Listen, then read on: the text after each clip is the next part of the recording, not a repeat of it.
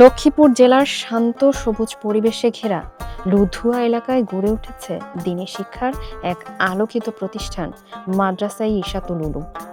প্রায় অর্ধ শতাব্দী ধরে এই প্রতিষ্ঠান জ্ঞান, আদর্শ ও নৈতিকতার আলো ছড়িয়ে আসছে স্থানীয় সমাজে।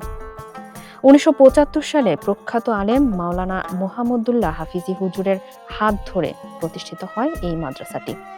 প্রতিষ্ঠার পর থেকেই ধারাবাহিকভাবে দ্বীনি শিক্ষার বিস্তার ও ইসলামী মূল্যবোধ গঠনে গুরুত্বপূর্ণ ভূমিকা পালন করে আসছে প্রতিষ্ঠানটি। বর্তমানে এই মাদ্রাসায় প্রায় ৮৫০ জন ছাত্র দ্বীনি শিক্ষায় অধ্যয়ন করছে। তাদের পাঠদান ও তত্ত্বাবধানে নিয়োজিত আছেন প্রায় ৫০ জন দক্ষ ও অভিজ্ঞ শিক্ষক।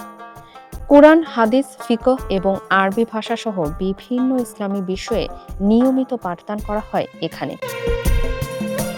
শিক্ষার্থীদের থাকা, খাওয়া, শিক্ষা উপকরণ এবং সার্বিক ব্যবস্থাপনার জন্য প্রতি বছর প্রায় ৩.৫ কোটি টাকা ব্যয় হয় এই প্রতিষ্ঠানে। স্থানীয় মানুষ, শুভানুধ্যায়ী এবং দানশীল ব্যক্তিদের সহযোগিতায় পরিচালিত হচ্ছে এই বৃহৎ কার্যক্রম। শুধু পাঠদানই নয়, নৈতিকতা, শৃঙ্খলা এবং আদর্শিক জীবন গঠনের দিকেও বিশেষ গুরুত্ব দেওয়া হয় এখানে। ফলে প্রতি বছর এখান থেকে অনেক শিক্ষার্থী আলেম হিসেবে দেশ বিদেশের বিভিন্ন স্থানে দ্বীনি খেদমতে নিয়োজিত হচ্ছেন।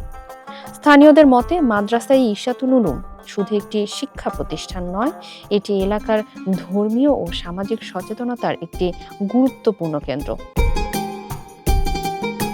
দ্বীনি শিক্ষার এই ধারাবাহিকতা বজায় রেখে ভবিষ্যতেও সমাজে আলোকিত মানুষ গড়ে তুলবে, এমনটাই প্রত্যাশা করছেন সংশ্লিষ্টরা।